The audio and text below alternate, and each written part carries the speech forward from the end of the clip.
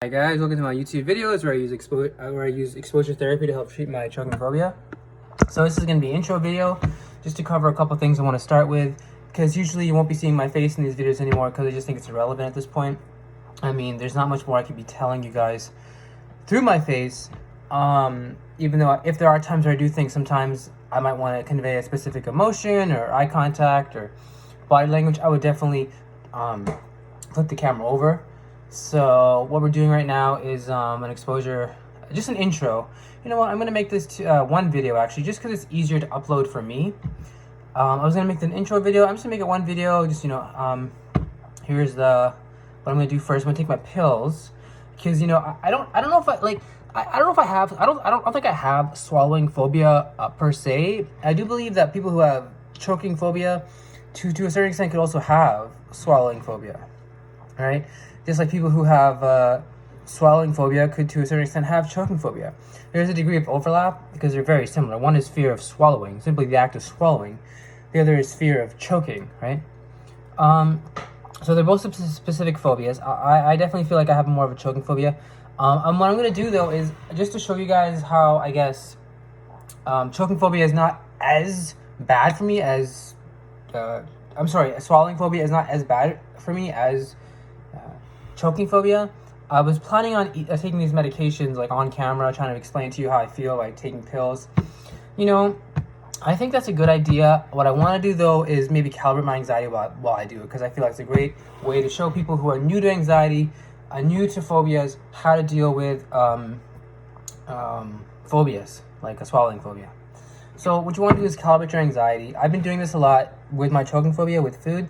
So you got to think to yourself, on a scale of 1 to 100, or looking at these pills, like what is your level of anxiety at that you're going to choke on the pills, or that you're going to fear the act of swallowing. I don't know if I'm going to choke on the pills. See, that's the whole thing. It used to be I would avoid the pills because I would fear choking on them. Then when I actually started thinking about my anxiety and facing it a little bit more and doing exposures, I realized it was just more of like this general just feeling of ill I would feel if I take pills. Like a feeling of harm would happen. Like a feeling of like just bad, like, horrible anxiety would come to you, like bad, like, like it's uncomfortable. Like I fear maybe the pill might be down the wrong throat, so I end up coughing all the time, which doesn't do wonders to my choking phobia, right? So with all that being said, on a scale of 1 to 100, what do we want to rate this? Honestly, I want to rate it like, a 50. And the thing is, this isn't that bad because most of the times I just take these things and I just, don't worry too much about it.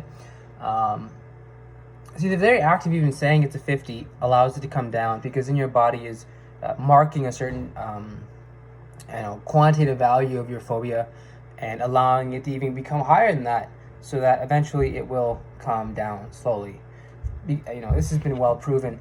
The human body just cannot be the level of adrenaline pumping that much. It wouldn't, like, nature wouldn't allow us to be apex predators and also be that scared for that long a period of time. Anxiety will naturally come down if you face it. So nature does that. All right, so the second part of the exposure obviously is to do the thing you avoid. So I'm going to do it.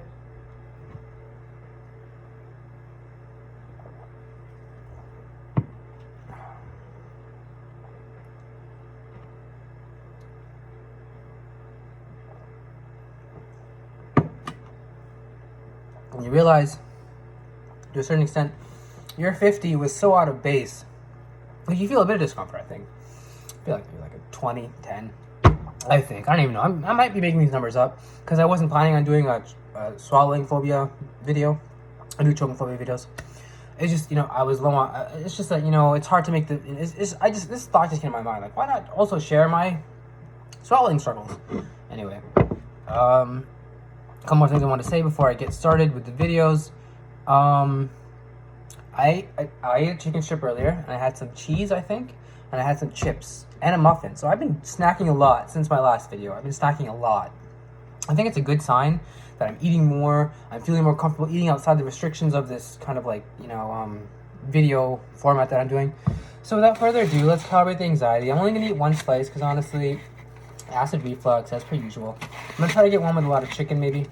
Wait, did I order chicken or ground beef? I thought I ordered ground beef. Anyway, I might eat two because the slices are small. All right, so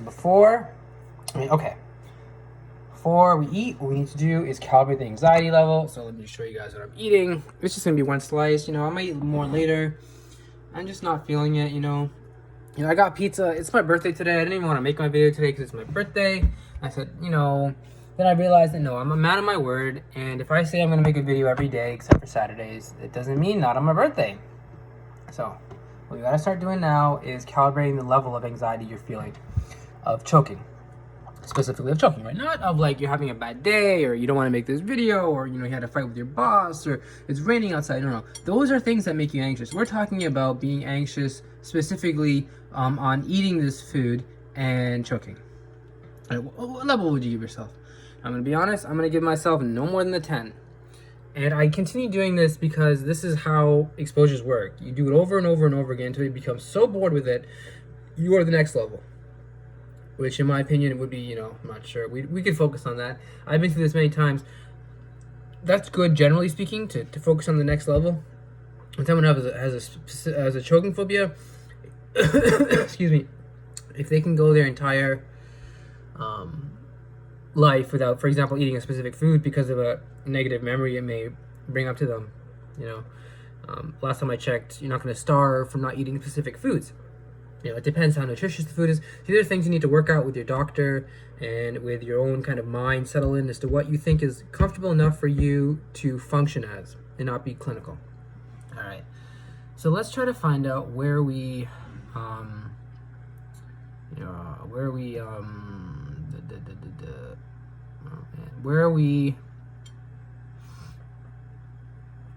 left off. And I'm gonna be honest, I don't remember where we left off. So we're gonna have to do this together. I'm gonna have to look with you guys and kind of figure out, well, what looks familiar. Let me see. Choking. I've seen all this. There was some woman who said it all is not real. And you'll hear people say it's not real. It's not. People say it's not real. It's not real. I have to believe it's real. Let me see. Yes, this guy. Yes. This guy. I mentioned before. So let's just get into it. Let's get into it. I'm gonna eat now and do my exposure. I'm not gonna just sit here and just blah blah blah blah anymore. I think I've talked it up. What triggers your social anxiety is the fear of being embarrassed in front of the crowd while giving speech.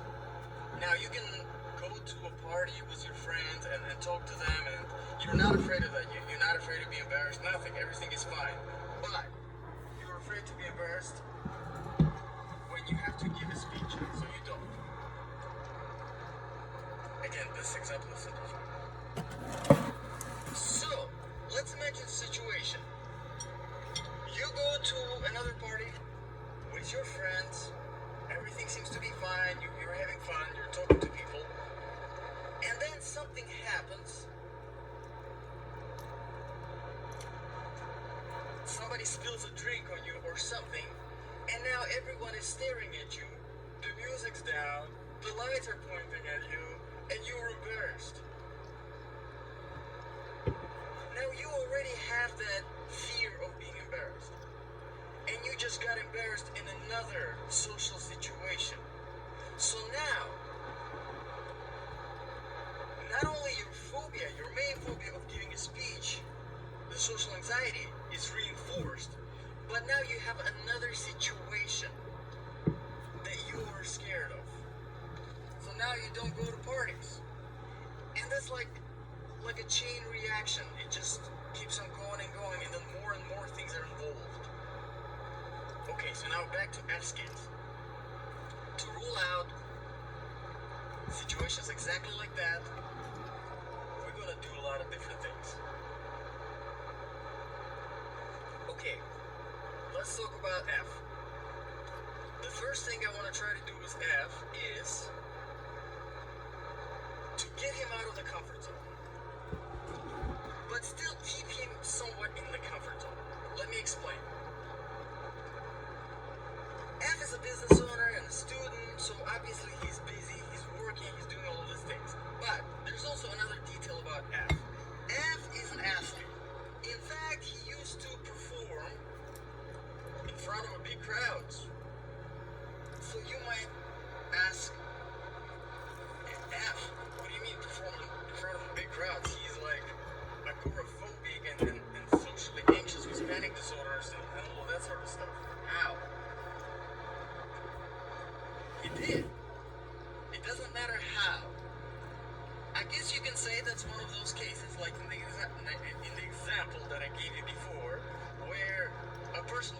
something, no problem.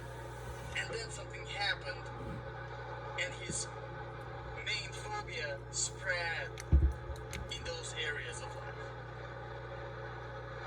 So, that's what I mean by taking F out of his comfort zone, but still kind of keeping him in the comfort zone because he already did that before and he knows it.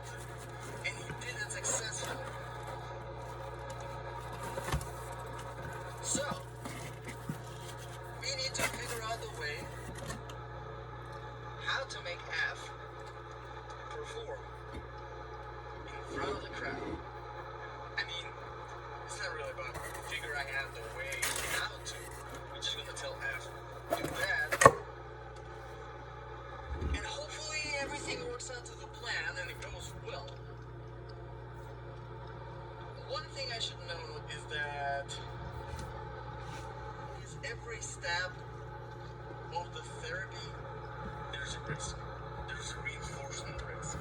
Because if F goes to perform in front of the crowd, and at the last moment, he does not do it because he would feel anxious or scared or whatever, that is bad.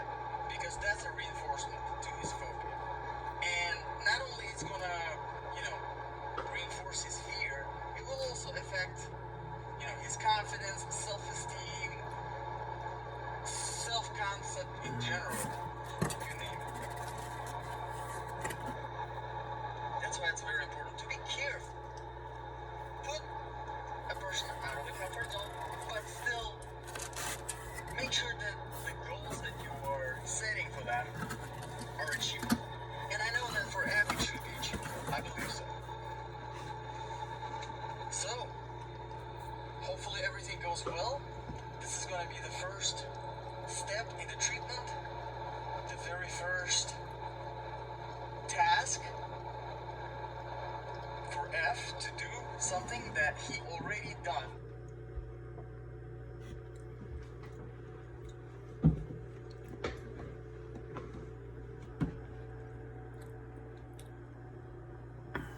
I apologize, guys. This guy's videos are suck. I mean, I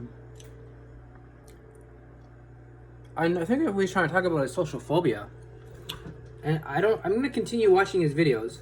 I just hope it's not as long-winded as in the first one. I mean, I make long-winded videos too, so maybe we can be friends. No, it's just that I don't know. Like I'm coming from a perhaps different understanding of psychology than he is. Maybe it's the same. I mean, what that is, he sounds like he's from like that's actually really dumb. I thought I was just about to say. Thank goodness I have like this filter in my brain. At least I hope I do. That kind of stops me from saying things that may be too controversial, and that could get me banned or whatever. So I'm not gonna say that. It was something like, well, you know what? Let's not Roseanne Barr myself. Okay, moving on.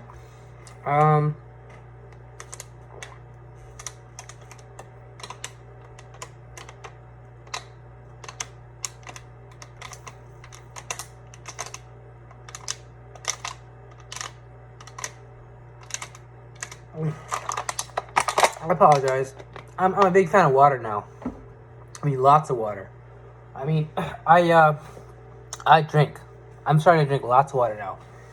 There's a Reddit thing that talks about oh, so just by the way, if you guys don't know what was happening, I went from a 10 to 11, which is about the same. It went up one because I'm gonna explain to you guys why I'm having not a very good day today, and what's really going on in my life. I did the exposure just to show you guys how to deal with phobias. As you know, phobias are obviously connected to other mental health problems, and we're going to talk about those. Just give me a second to blow my nose. Actually, you know what? I'm not going to ask for a second. I'll just blow my nose on camera, because this is live. This is raw. We ain't editing anything out. All right. This one low. Oh yeah, it's a bit dark here. Sorry, guys. It's just my light's not on. I just need to clean blow my nose. A lot of you guys want to see that. Okay. All right. Let's figure out what's going on here. So what we're gonna do now is, is it cold out? It's a bit cold. Yeah. It's probably gonna be cold. I heard it was seasonal this week. Okay. So let me explain to you, first of all, why my anxiety went up from a 10 to an 11. As you see in most of my videos, my anxiety goes down, right? Like the recent trend is it's you know, going from like basically staying at 10 or going from a 10 to a 9 or something like that, or like 7 to a 5 or a 9 to a 7, right? I want to explain to you guys why it went up. It went up because I'm not a doctor.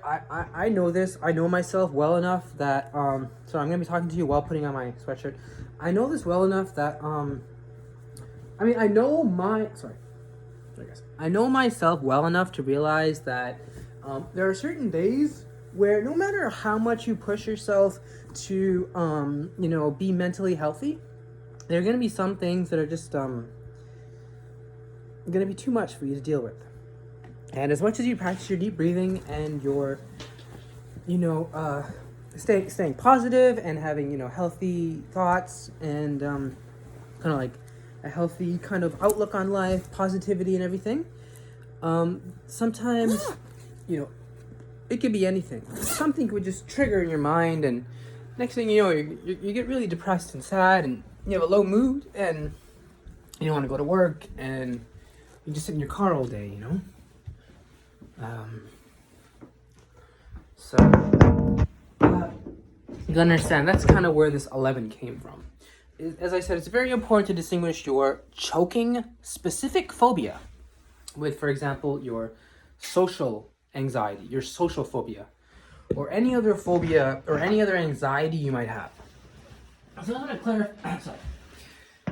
I just want to clarify that again for you guys. I know I made this mistake when I first started doing this exposure therapy. I would rate my anxiety, right? I would rank my anxiety of everything from that moment. So from the moment that I'm saying, okay, I'm going to rate my anxiety on a scale of 1 to 100, I'm going to tell you how sad I feel, how upset I feel, how much I think the world sucks, right? How much you know, all these different things are going to come into my brain to kind of play a part in why, you know, I'm going to come at a specific number. So for example, if a guy cut me off, that's going to add in there. If I'm not getting enough sleep, that's going to add in there. If I got into an argument with a significant other, that's going to add in there. You understand? So what I realized is that wasn't very good, because every day things are different.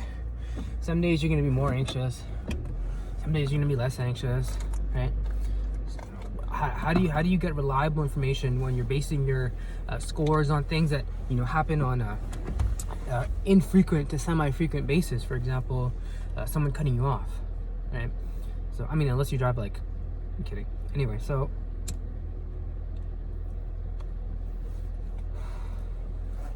what I realized is I started making mistakes with my anxiety levels. I'd say, for example, it was a 50, and then I would eat and I would say it was like a 20, imagining such a huge, you know, drop, and thinking, all right, I'm on my way, I'm well on my way. I don't have to worry anymore about this. Just do it a couple more times, you'll be great. And my mind will just sync it all up, right? Not realizing that it doesn't work that way. You need to calibrate your specific anxiety for what you want to get better from. So, because let's say you know, your choking phobia of this day, where you say your anxiety is 40, your specific phobia anxiety is only 20. So and then when you do the exposure, it goes from a 20 to a 15. You only see it go from a 40, right, to a 15, thinking there's huge progress being made. It's not. You haven't made huge progress. It's highly dependent on just what you did during the day. So it's very important. I know this is a mistake I made a lot. I actually kind of gave up on exposure therapy after making this mistake, because I was thinking it wasn't working. Calibrate your anxiety. Calibrate the specific. We all understand anxiety is connected, and, you know, social anxiety is connected to trauma, which is connected to phobia, which is connected to depression, which is connected to substance abuse, which is connected to, you know, we understand mental health is connected. What we don't want to fall into the trap of is thinking that we can take it all on with one gun. We can't take the army on with one gun. Okay? You guys remember the example I gave you of the Mario game Duck Hunt? Right? Where it was this game, for all you younger kids, you don't know, there's this game when I was coming out, it was probably around 1990. It's called Mario Brothers, right? And they had this add-on game where you bought instead of a controller, you had a gun that you shot to the screen. And ducks would come out, and you shoot the ducks. And the analogy I gave to, specific phobias is when you calibrate your anxiety to a specific level and allow the anxiety to go up, stay with it and come down, hopefully before you're doing relaxation exercises, so you don't freak out, you're shooting the duck, right? One exposure is like killing one perceived phobia that you're having for that day, right? Or is like one less, BS thing that you have to deal with because of your phobia. Whether it's driving, now you can pick up your kids from school. Whether it's fear of bees, now you can walk in the park. You know what I mean? One of those exposures that you do is one. People forget though that you can't kind of like take a different gun for, let's say, for the Genesis or for the Xbox or whatever controller and start using it on the thing that was made in the 1990s. They just won't work. They're incompatible. And that's why people get problems. They think, if I just, I've heard these things about anxiety and these things about, it's just like this and this and this. You get some principles and you figure it out. You figure the rest out on your way. You may get better. More than likely, though, you would get more confused and, in my opinion, discouraged with the whole process of exposure therapy. You would begin to think, why isn't my anxiety coming down? Why is it up some days, down some days? Why am I crying some days? Why do I not understand these thoughts I'm having and these memories? And why am I not being mindful? Was it even difficult for me to begin? Why does it seem like a chore? And so you just give up. You're like, screw it, anxiety doesn't work, I'm gonna try something else. Right? And I've tried a lot of things, and this is a strictly psychological channel, so that's why I'm trying to stick with psychology. And I say that because I've tried things like exorcism, Quranic reading, and basically devotional practices of Islam. And I'm not saying they don't work. I'm saying if you want to get to the deep issue, the core issue, so that it'll never come back, you're gonna have to break out of the what you believe is like dogmatic, good, bad, rules about life, and definitely if you believe in God and stuff like that, you need to kind of not suspend your beliefs, just kind of see where other people are coming from. Let's be honest. This is the truth of the world. Many atheists consider people who are religious and believe in God, childlike or infantile, or like they lack critical thinking, right? So we got to understand that psychology is born from that worldview. So I'm not an expert in Islam, so I can't tell you, for example, if there is some sort of cure in Islam about specific phobias. I'm not an expert in psychology. What I do know is that psychology works actively. To this day, there's scientists who are working right now probably trying to figure out better ways to deal with specific phobias. And I can't tell you with confidence that's happening in Islam. Scholars are talking about different things. They're talking about, for example, how to make Islam look better and how to have it kind of like, there's a lot of young people, a lot of people who are kind of like turned off by it and kind of like don't want to practice it. They're like, I don't want to. So that's why I think most people in Islamic discourse is kind of around like, why are we getting a bad rap? Let's try to like, unify and kind of get rid of the misconceptions a lot of people have. So that's what I want to get off my chest there. And so now let's talk more about why I feel the way I do. I mean, I discussed earlier why my anxiety was at a 10 to an 11. And most days it's fine, even if it goes up one. It's good just to know why it's going up. And today it's going up, I believe, because, well, it's my birthday today. So I'm 33. And, I was thinking about this just the days leading up to my birthday. like I think it was the 2 days leading up to my birthday, got me really, really, really, I want to say anxious, just nervous, and just ruminating a lot, thinking a lot, over and over again about the same things over and over and over again. It almost affected my choking phobia. Thank goodness I've been working on it for a while, and alhamdulillah, I've been working on it for a long time. I think by doing this, you'll be ready for when you have major stressors, like, for example, waking up one day and realizing you're going to be 33 in 2 days, right? And for most people, that doesn't seem too daunting, right? You like to do is just wake up. For me, it is, though, because I look at my accomplishments.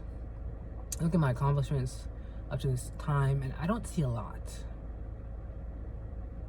Oh, like, let me just give you a background on, I guess, my credentials. I have a high school degree, and then I got accepted to university, and I went for like I think 3 years. I went for like 2 years. I went for 3 years, completed about enough credits for 2 years. So for 1 year, I was kind of like just off in Neverland. And then I dropped out. And then I tried to come back and continue it, and I couldn't. It was too late. My depression was just taking over, and I just couldn't function back into like society in the terms of like making friends with people and just relaxing. That's one of the things with OCPD, you have trouble relaxing. When you get on a task, you want to do it, and you want to do it. And when people say, okay, it's break time, you get confused. You're like, what does that mean? We're done? How long is the break? What are the perks of the break? What are we allowed to do during the break? How many breaks do we get? Are the breaks only authorized by the taskmaster, or as what I'm saying, OCPD, my boss, or can I authorize them myself? Are they paid? So you start thinking about the other task, which is the break.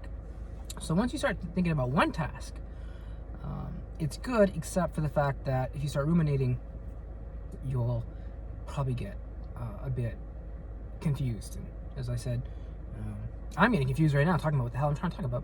As I said, I woke up today, and I mean, as I said, 2 days prior to my birthday, I was just having this like kind of thoughts in my head, like, well, what am I gonna do now? I'm 33. I don't really have any things I can say I've accomplished. I'm gonna just return in 1 second. I had an ashtray I don't have right now, so I'm just gonna throw out my cigarette outside and be right back.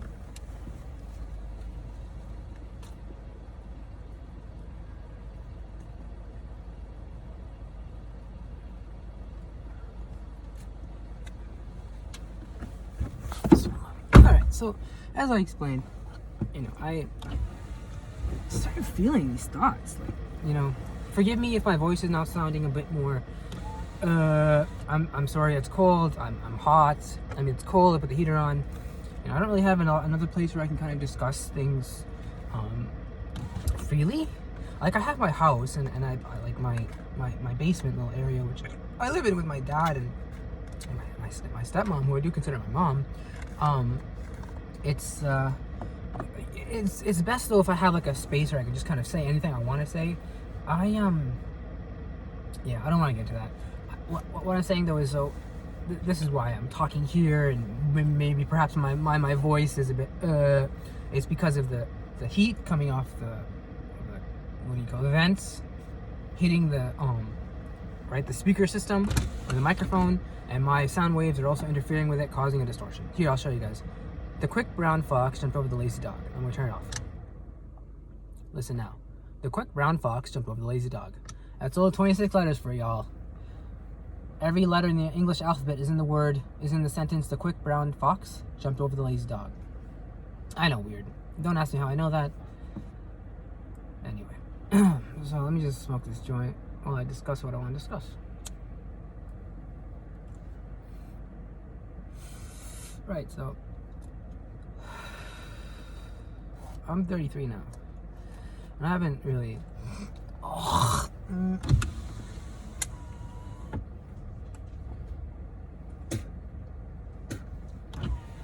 accomplished a lot.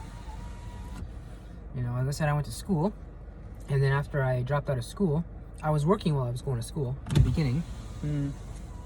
I was working while going to school. I was working part-time and kind of going to school part-time, and I was just kind of like, kind of hanging out with my friends, or quote-unquote friends at that time, part-time.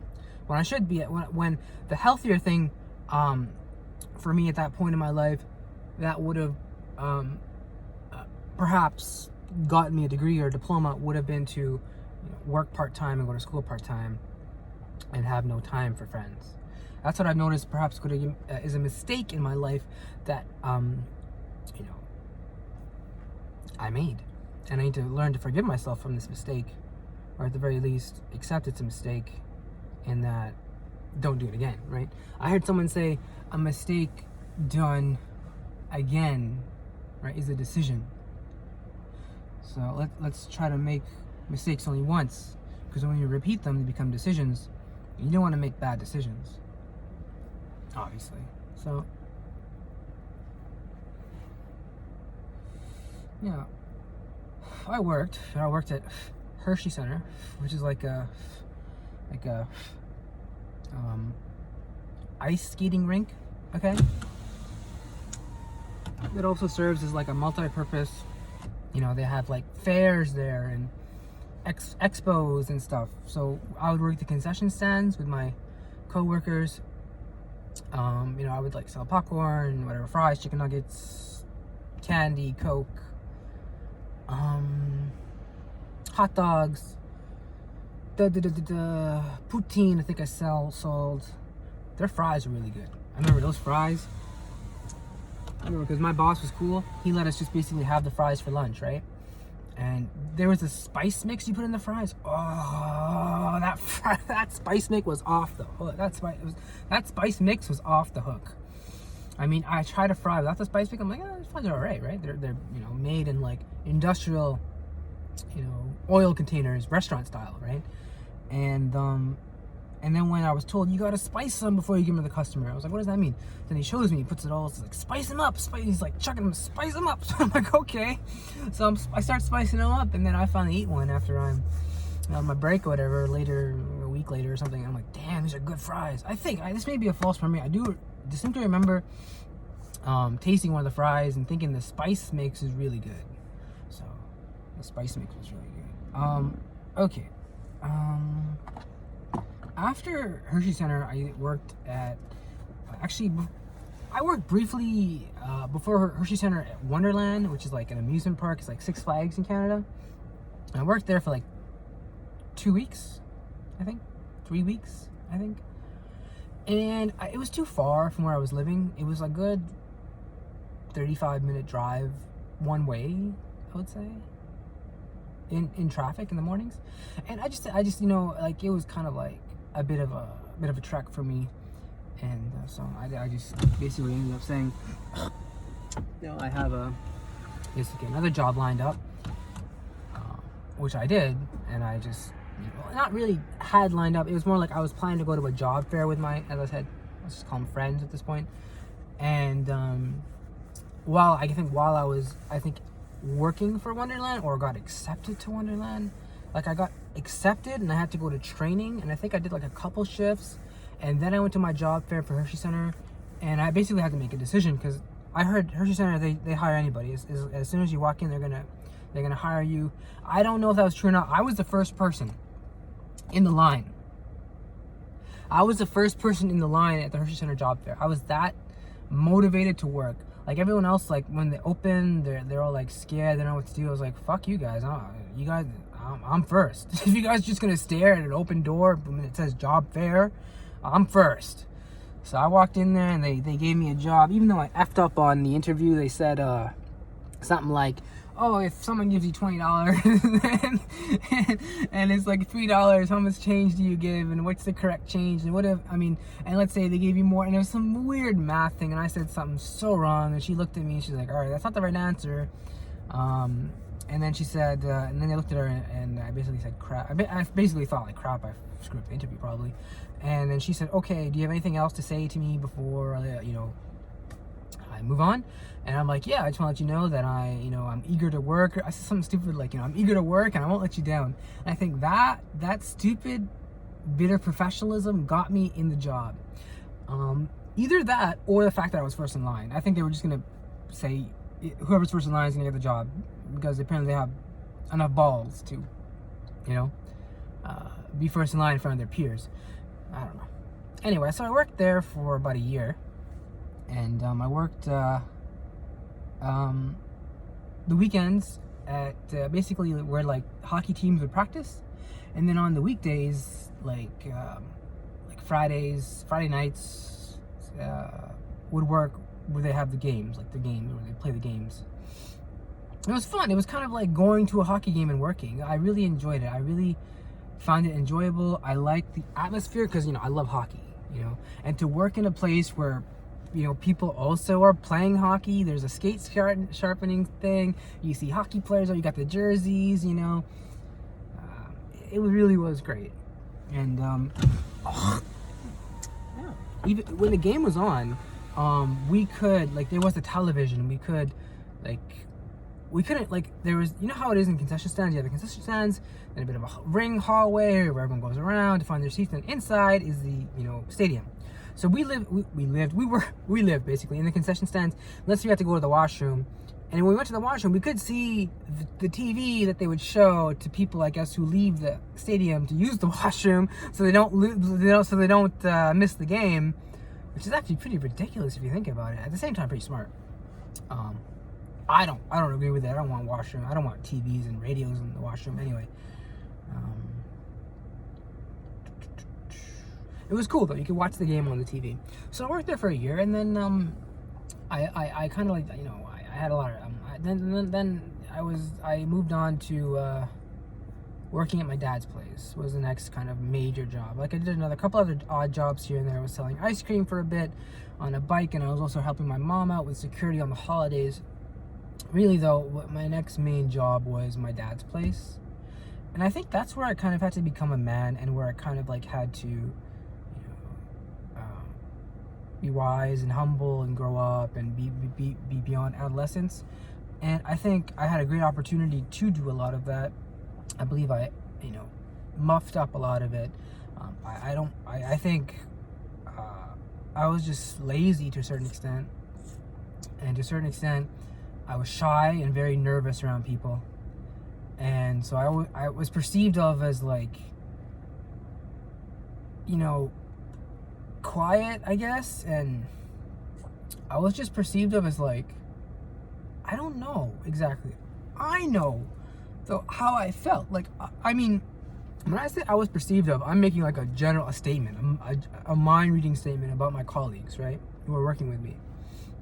And you can't say that because you don't know. You're assuming, you're mind reading. You're saying, oh, I know exactly what they were thinking about me at that time. What I could observe though was that I felt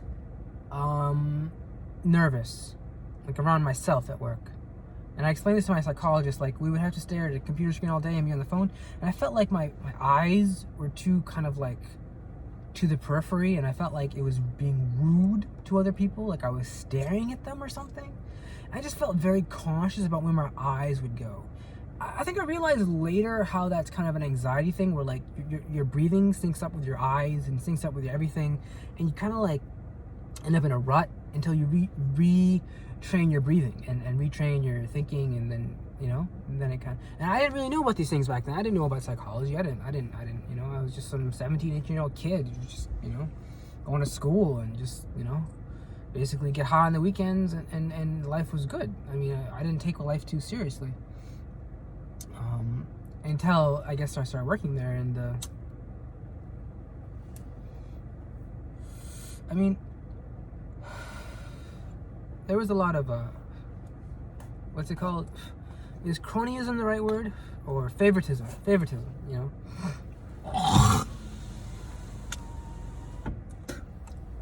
I guess cronyism is what you call it in government.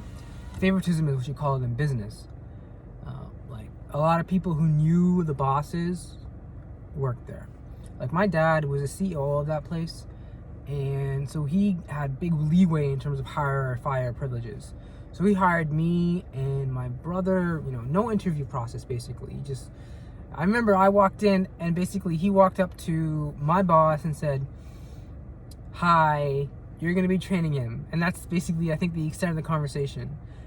And then she was just like, "Oh, okay." It wasn't like, because I'd never seen this woman before, you know, I didn't know if she was my coworker. I found out very soon she was my boss, because she was teaching me things, and she was telling me to do things, and everyone else was listening to her. And you know, I remember, like, I had a one sit down at the end of that day with her boss, and it was more of like a how you doing, how you feeling, you know, I know your dad. I mean, I'm sure you're a good guy, type of thing. It wasn't like, well, tell me about your qualifications. And usually that's done before you start working, not after. They don't do job interviews after you get work. After you work, at least. I mean, like after the day of working, it's not like you go to a job, you work for them for a day, and then afterwards, you have the job interview. So that's kind of the culture of the job of the work there. And there was a lot of people that knew my mom. At one point, my entire family was working there. My dad, my brother, and my mom. And also, one of my cousins was working there. Another one of my cousins was working there. So that was 5. And you add on,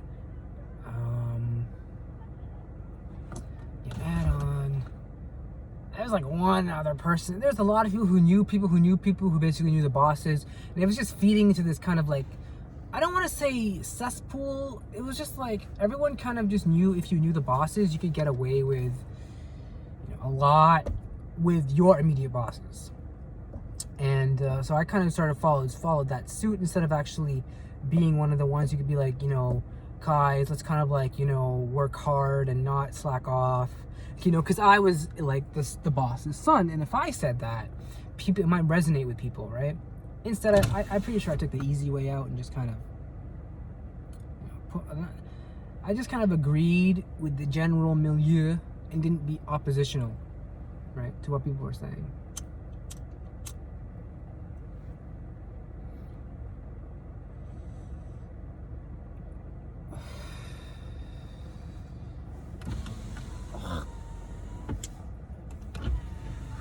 I apologize. I believe there were some children walking behind me in the shot. I don't know if it was distracting or not. I don't know. Because I live next to a school, so you're going to see this from time to time. I try my best to kind of shade myself from that. I try to like talk in my car, windows closed, so they don't hear what I'm saying. Unfortunately, I don't have a soundproof studio. Working on it. Working on it. Okay. So basically, I'm not sure what exactly happened. I started getting anxious. I was nervous, so I started getting anxious. Plus, I started getting lazy, right? Because I knew I can get away with it.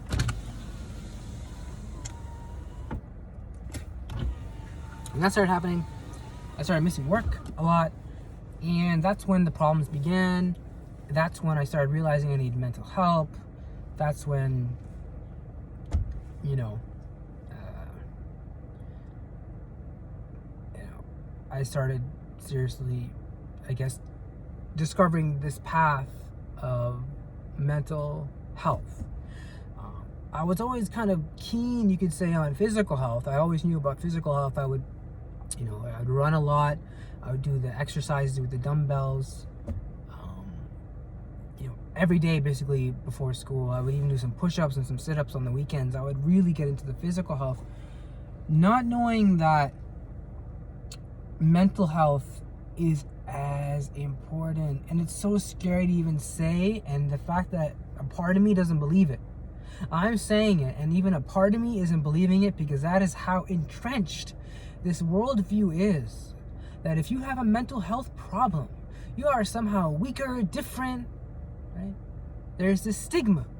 When I want to get this over and over and over through people's heads who are watching this, to tell people who have a closed-minded idea about mental health and specifically anxiety. I have heard this from a doctor, right?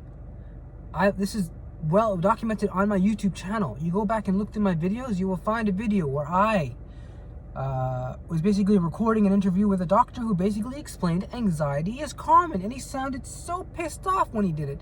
Now, I apologize if the video was not on these YouTube channels.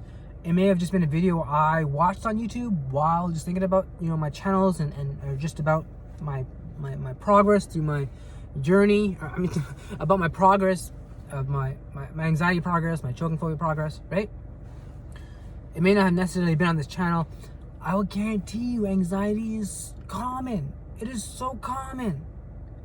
I heard it's like OCD is as common as having diabetes or asthma, okay?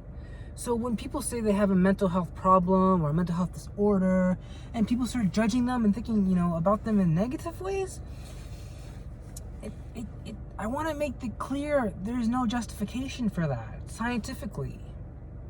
There may be cultural justifications, like, well, my family thinks asking for help is, I don't know, I don't know, whatever you may think, airing your dirty laundry.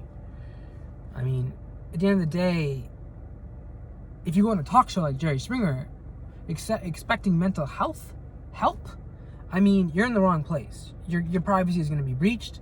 If you actually reach out genuinely and don't look for fame, I mean, this may also be just because of a lack of education. What I'm trying to say is you got to ask for kind of mental health help as well. And for the people who judge people that have mental health problems, it doesn't help them. It doesn't help them get help. It doesn't help them in any way. It makes them feel worse, right? When you're dealing with a person who's mentally has mental health problems or is having a mental health crisis, you need to make them feel comfortable. You don't need to agree with everything they're saying. You need to make them feel comfortable.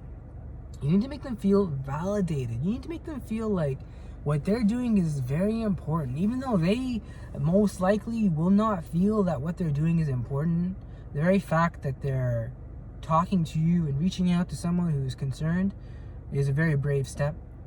And you shouldn't judge them for how they look, how they smell, how they feel. Bathing is hard for people who have mental health problems. I mean, it's for some people. There's definitely a gradation.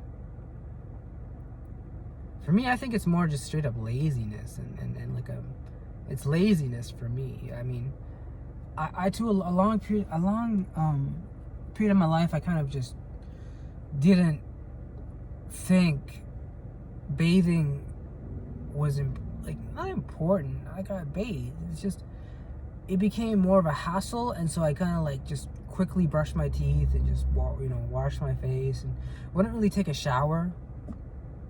And I realized it was actually not, I don't know, it's hard to say. I'm not even sure if this is what I want to talk about. There's a huge mental health stigma, and mental health is to have a mental health problem is common. So then that's when my mental health problem started. I don't think I have anything more to talk about now, to be quite honest. This video is going on to 48 minutes. So we're reaching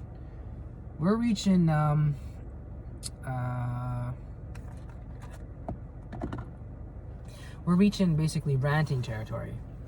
No, I'm kidding. We're reaching basically I don't know what else to say. In my video here.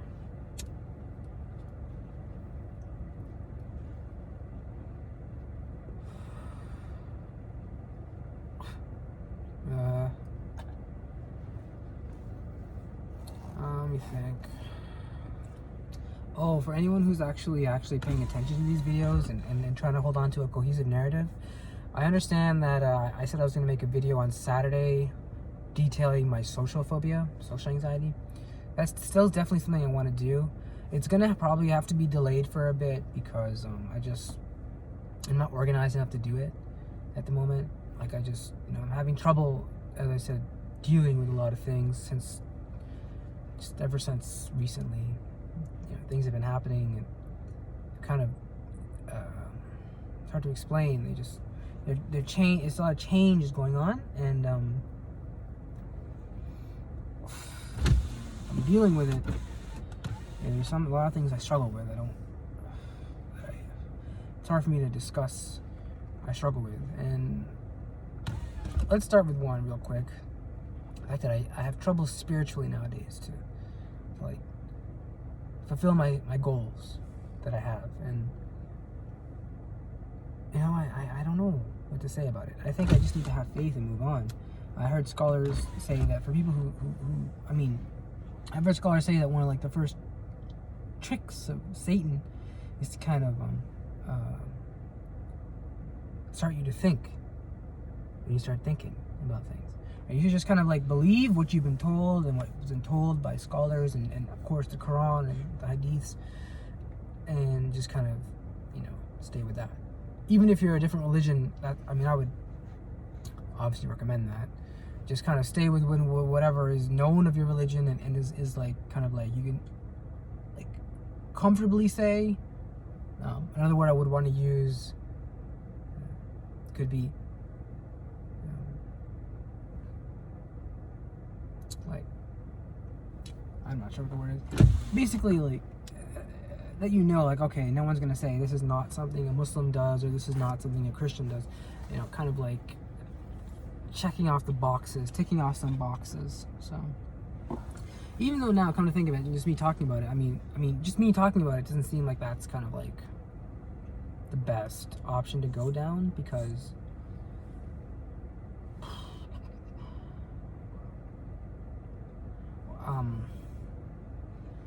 I'm gonna be honest, I forgot what we were talking about, and I'm not gonna just, I'm thinking, how long am I gonna BS this? I'm sorry, I forgot what we were talking about. I know it was about anxiety though. Alright, end it here. Went from a 10 to 11, and I explained, I think, as thoroughly as I could why. Remember guys, stay with it.